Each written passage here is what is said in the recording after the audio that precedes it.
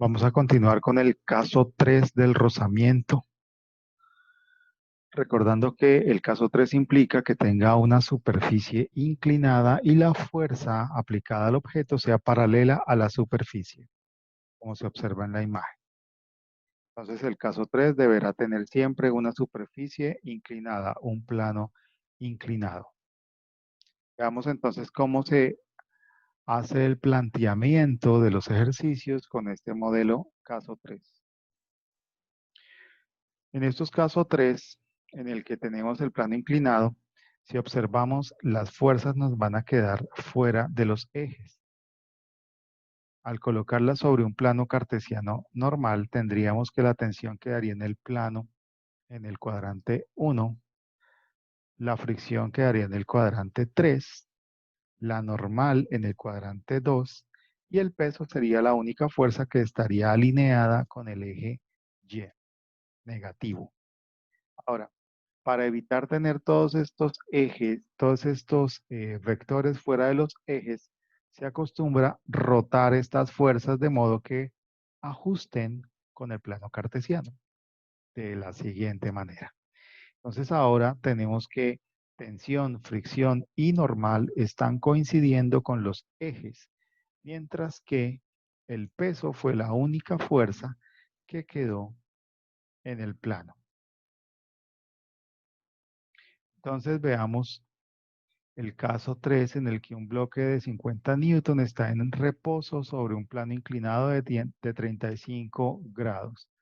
El coeficiente de rozamiento cinético es de 0,4. Nos preguntan qué fuerza T paralela al plano y dirigida hacia arriba del plano hará que el bloque se mueva hacia arriba a velocidad constante, hacia arriba del plano, hacia la parte superior del plano. Entonces, lo primero que debemos hacer es convertir esta gráfica en un diagrama de cuerpo libre.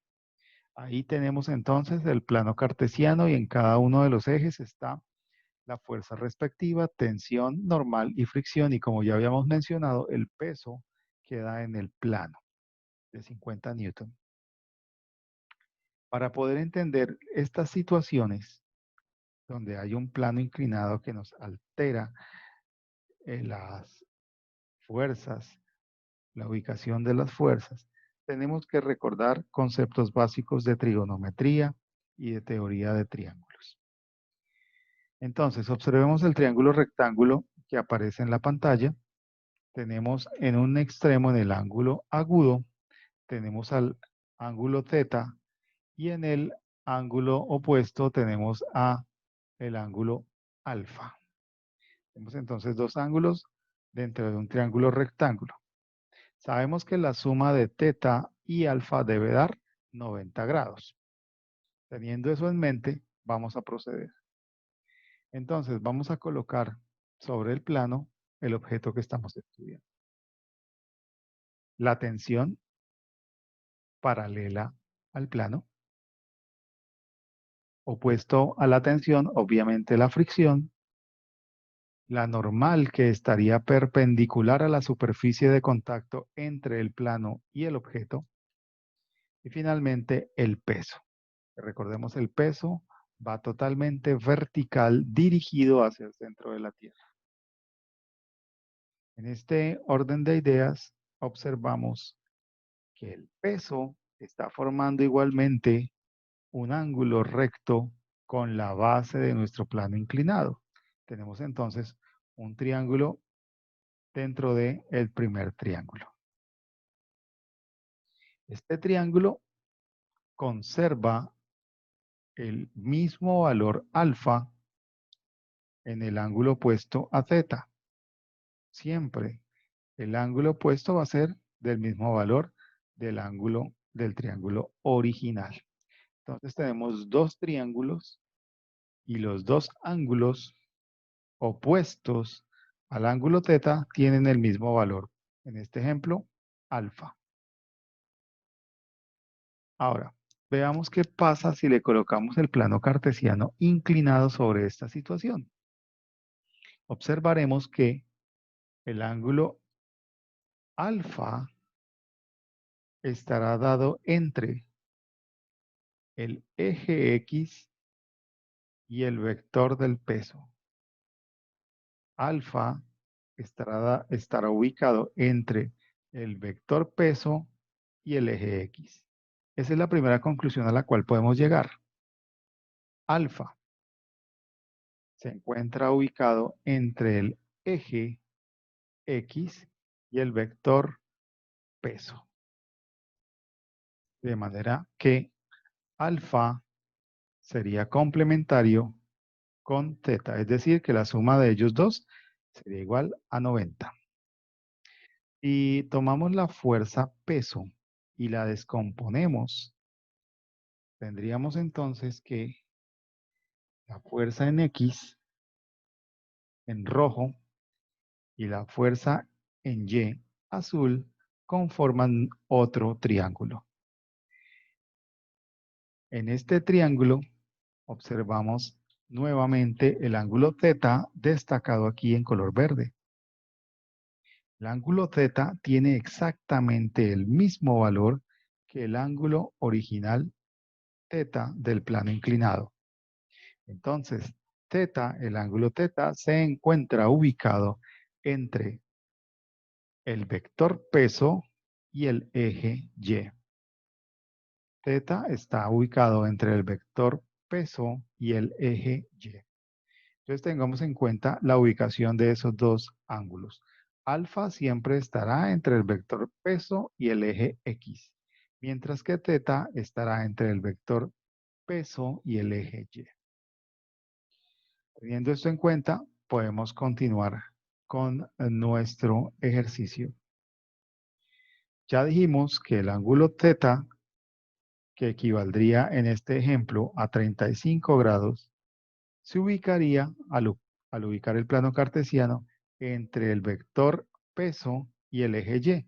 Por lo tanto, aquí vamos a ubicar el valor de 35 grados como lo muestra la imagen. Entonces ya tenemos nuestro diagrama de cuerpo libre, ubicando el ángulo de 35 grados donde corresponde.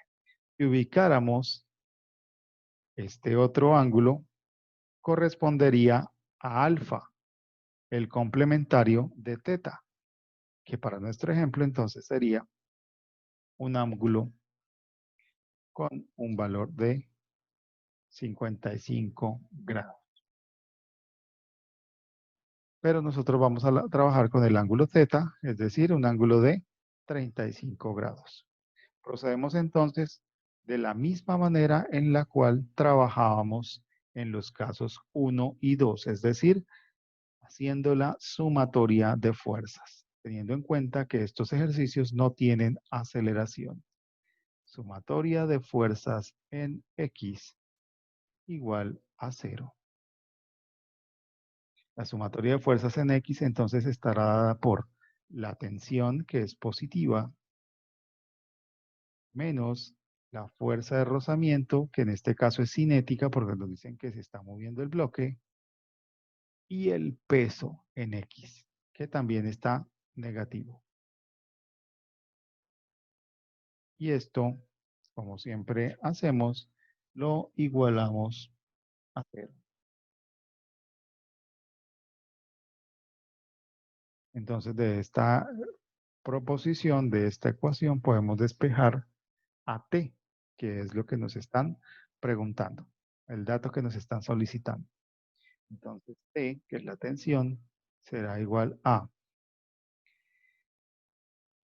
el peso, que está negativo, pasa al otro lado de la igualdad como positivo, e igualmente la fuerza de rozamiento pasará al otro lado como positiva.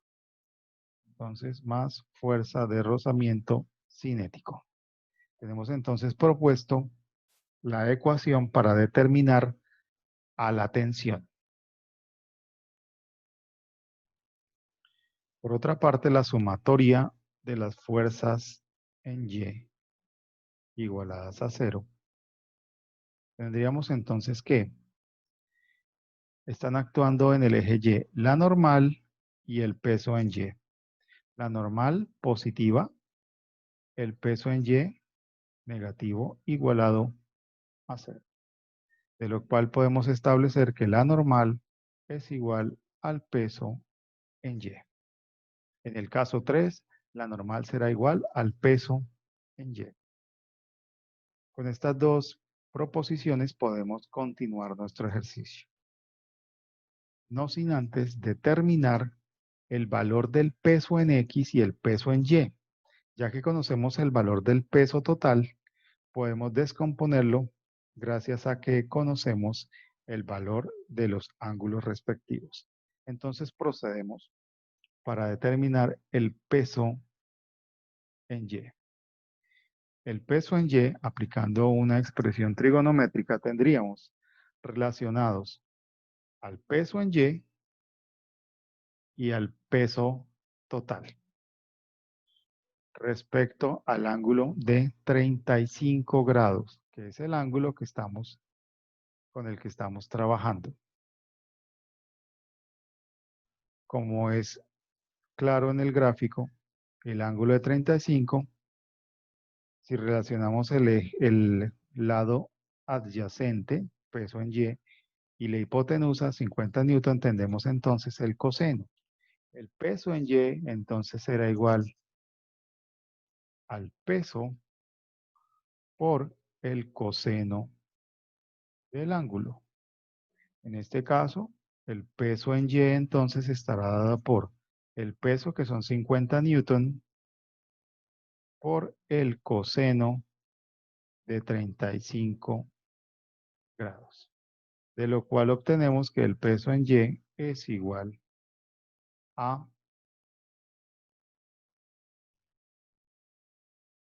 el peso Y entonces es de 40.9, que vamos a aproximar a 41 newton.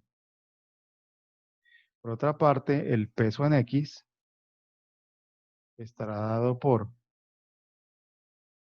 el peso por el seno del ángulo,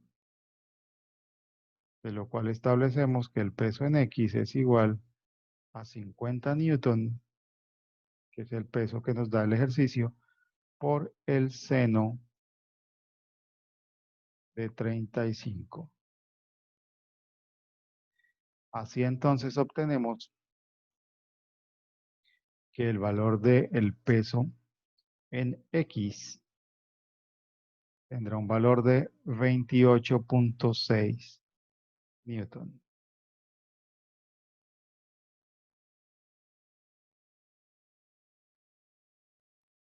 28.6 newton el peso en X.